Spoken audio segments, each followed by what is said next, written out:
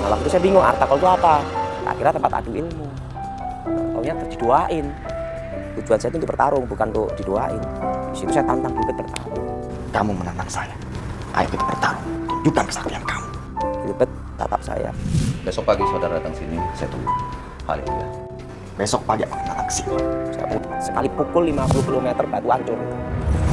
Baca mantra Pamengkang Jagat itu, saya buka mata. Saya lihat dari tubuhnya pendeta Bilpet keluar cahaya terang. Di situ saya grogi. Maju atau tidak? Karena selama 2 hari itu ilmunya mental semua. Sejak kecil, Tony telah mempelajari berbagai macam ilmu gaib warisan dari kakek dan neneknya.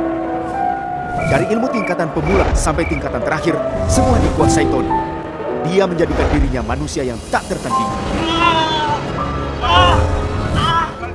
Di antara 5 bersaudara, laki semua, saya anak nomor 2 yang memiliki hari kelahiran Sabtu Pahing. Sabtu Pahing itu weton Jawa, weton paling tinggi, weton keramat. Karena itulah saya dipilih. Nah, kebetulan waktu itu saya juga sakit juga, kejadian waktu itu dianiaya guru SD. Nah, sama kakek saya disembuhkan. Tapi ada syarat perjanjian bahwa saya menjadi muridnya dia, menjadi anak angkatnya dia langsung untuk menjadi pewaris ilmu terakhir. Karena kakek nenek buyut saya mengalami susah mati kalau itu tidak diinginkan. Untuk mengalahkan rasa takut itu saya ditunjukkan kesaktian dia dulu.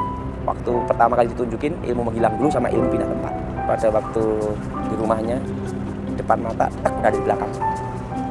Itu saya lihat belakang, hilang, udah di depan saya lagi. Nah, setelah itu saya cari, udah ada di luar rumah. Di situ saya lihat, kagum. Wah, hebat juga ini. Wah, kalau punya ilmu kayak gini, enak juga ini. Nah, akhirnya saya tertarik. Di situ saya punya keyakinan, kalau saya sama kakek saya pasti tidak akan mencelakai saya. Ketertarikannya untuk mempelajari ilmu gaib membuat Tony harus melewati beberapa ujian.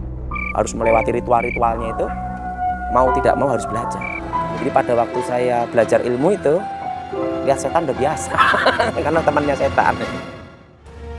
Berbagai ritual telah dilaluinya.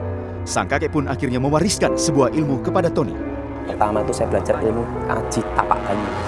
Jadi ilmu mengambang di atas air. Jadi tidak bisa tenggelam di air. Tahap dasar untuk mempelajari ilmu untuk menyatu dengan alam. Lulus dan tidaknya belajar ilmu berikutnya harus pertama itu dulu. Keseimbangan antara tubuh, jiwa, dan roh, menyatunya manusia dengan alam. Ya ditunjukin aja, dia bisa jalan dek-dek tidak aja. Kalau saya lihat, akhirnya saya lakuin.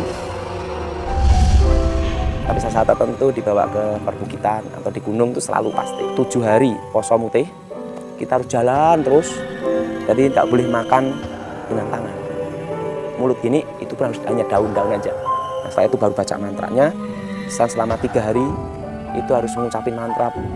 Setelah itu istirahat sebentar mengucapin mantra sampai 3 hari itu pati geni. Tidak makan, tidak minum, dan tidak boleh lihat unsur cahaya. Nah, setelah itu baru dipraktekin ilmunya. Mempraktekkan ya di depan guru saya, sebelum bacain mantra, pindah. Jadi saya pikiran saya ingin ke sana, langsung pindah. Tidak hanya kakeknya yang mewariskan ilmu gaib tersebut. Neneknya pun siap untuk mewariskan ilmu hitam tingkat tinggi. Saya belajar ilmu hitam dari nenek saya. Membunuh jarak jauh. Ada ritual-ritual juga. Jadi ritual darah itu binatang dikorbankan. Waktu itu saya diberitahu kalau tidak ingin melukai diri sendiri harus membunuh orang. Saya tidak mau. Lebih baik saya melukai diri sendiri. Kau harus membunuh orang sebagai korban. Saya tidak bisa membunuh orang, Nek. Kalau begitu kamu harus mengorbankan darah kamu. Darah saya silakan. Saya di sini ada luka. Darah saya itu persembahkan gitu. Untuk lengkap itu pasang susu untuk obat senjata. Waktu saya masih ingat tuh jarum emas sama tembaga. Saya nenek saya ngomong kamu harus makan. Gimana cara makannya ya? Tapi nenek saya ngomong kamu yakin. Nah, sejak kecil kan saya punya sugesti. Saya yakin guru saya tidak nyelakain saya. Tenggorokan ini sampai sini rasa sakit sekali. Tiba-tiba itu seperti jarum itu berjalan seret, seperti apa yang ditunjukkan ke guru saya itu. Kamu telah menguasai ilmu santet tingkat tinggi, cucuku. Dengan ilmu kesaktian yang dimiliki oleh Tony, ia mampu membuat orang-orang datang kepadanya guna meminta pertolongan.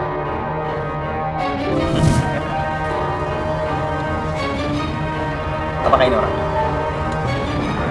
Iya. Sekarang saya akan mengajarkannya. Boneka ini. Supaya orang itu sakitnya pindah-pindah. Kayak boneka gini kan. Kayak itu benda dibacain mantra, set kirim. Terus kena kepalanya pening gitu. urusan buat orang itu sekarat itu, mati ndak hidup ndak, itu sering. Pokoknya sesuai order aja. Saya nggak suka ya lakuin semua. Tapi saya punya batas, tidak boleh. Saya buat orang setengah mati aja udah gitu. Tony terus memperdalam ilmu-ilmunya, bahkan telah mencapai ilmu tingkat akhir. Jadi kekuatannya itu kalau memukul orang jarak 50 km itu mati langsung. Dan itu ilmu santet tingkat tinggi. Ilmu itu punya pantangan tidak boleh menikah, tidak boleh menyentuh wanita. Nah itu yang paling berat. Nah, ritualnya paling berat dari semua ritual. Tidak boleh makan, tidak boleh minum selama 7 hari 7 malam. Untuk menguasai ilmu itu butuh berapa bulan? Baru bisa ilmu terakhir itu. Waktu itu ingin menjadi orang nomor 1 aja. Saya ingin menjadi orang yang tanpa tanding gitu aja. Saya tuh kehilangan arah tuh waktu guru saya meninggal dunia. Waktu itu saya ingin mencoba kesaktian itu. Tapi saya tidak mau nyoba kesaktian itu ke orang biasa. Nah, disitulah saya bertarung, cari lawan, pergi ke dukun-dukun. Waktu itu saya masih ingat di berbagai macam tempat di Gunung Lawu, saya di berbagai tempat di tanah Jawa ini udah saya kunjungin. Nah, saya kalahkan mereka satu persatu dukun-dukun itu. Rasa takut ada. Kenapa ada rasa takut? Kita takut pasti ada orang tahu kelemahan kita. Dan yang kedua, ketakutan akan kutukan yang akan datang. Atas bujukan saudaranya, Tony mengikuti sebuah ibadah. Namun ketika dia berada di sana, Tony merasa tertantang dengan perkataan seorang pembicara. Orang Kristen tidak bisa disantet, tidak bisa dimantrain, tidak bisa dibilang-bilang. Saudara-saudara yang terkasih, bahwa orang Kristen tidak bisa disantet, tidak bisa dimantrain, dan tidak bisa diguna-gunain. Ya saya coba, santet gitu, tidak. Nah, tiba-tiba pendeta ngomong, Bagi saudara-saudara yang hadir di ruangan ini, yang mempunyai jimat-jimat atau dukun sekalipun, maju ke depan, kami undang ke altar. saya datang gini. Nah waktu itu saya bingung, artakel itu apa? Akhirnya tempat adu ilmu. Taunya didoain. Tujuan saya itu untuk bertarung, bukan untuk didoain. Di situ saya tantang Gilbert bertarung. Kamu menantang saya. Ayo kita bertarung. Tunjukkan kesaktian kamu. Gilbert tatap saya. Besok pagi saudara datang sini, saya tunggu. Haleluya. Besok pagi aku akan datang ke sini. Saya pulang, satu malam saya susah tidur. Besoknya saya datang jam 8 pagi. Nah pendeta-pendeta udah nungguin saya, itu pendeta-pendeta. Gila. Nah pendeta Gilbert datang. Di situ saya bertarung. Tapi pertarungan saya dengan pendeta Gilbert itu bukan jarak jauh. Jarak dekat 1 meter muka dengan muka. Ya mukul bener gini. Bukan alam roh lagi. Ya, aku Tony. Ayo kita bertarung. Oke, silakan.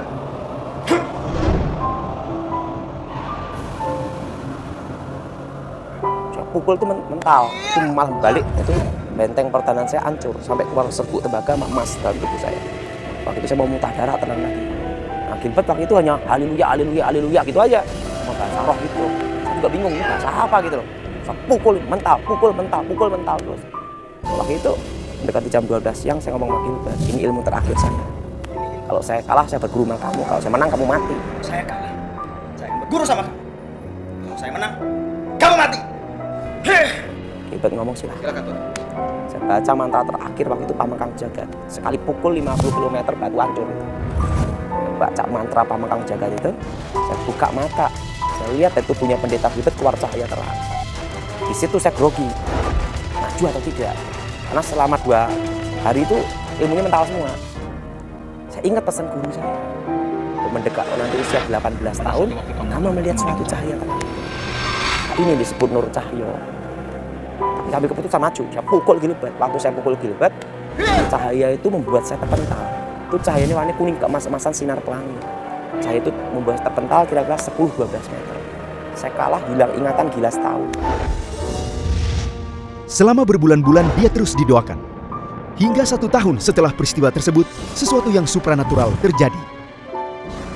Waktu saya mental kalah itu gelap.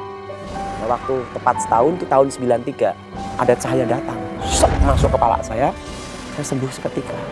Dan ada damai yang luar biasa di hati saya. Terdengar suara akulah Alfa, akulah Omega yang awal dan yang akhir. Akulah Raja yang adil dari timur. Aku adalah aku, akulah Yahweh. Akulah Yahweh, Yahweh, Yahweh. Tiba-tiba cahaya itu berubah jadi Yesus Kristus.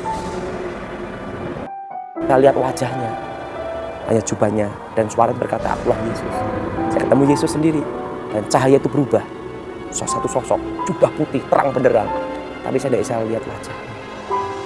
Disitulah saya berubah. saat Tuhan Yesus menghilang depan saya. Tiba-tiba saya mencoba kesaktian, saya hilang semua, saudara. Penglihatan yang ia alami membuat Tony ingin mencari kebenaran. Siapa Yesus sebenarnya? Setelah saya sembuh, Pendeta Gilbert kebetulan ada di Solo. Saya cariin dia, ketemu, cerita. Dia ngomong Yesus gitu. Itu adalah Tuhan. Dan Pendeta Gilbert ngomong, kamu harus sekolah Alkitab. Apakah kamu betul-betul bertobat atau nanti kumat lagi? Disitulah saya sekolah Alkitab. 3 tahun saya di Inteos, lulus. Nah disitulah saya percaya Yesus, melayani Tuhan sampai sekarang.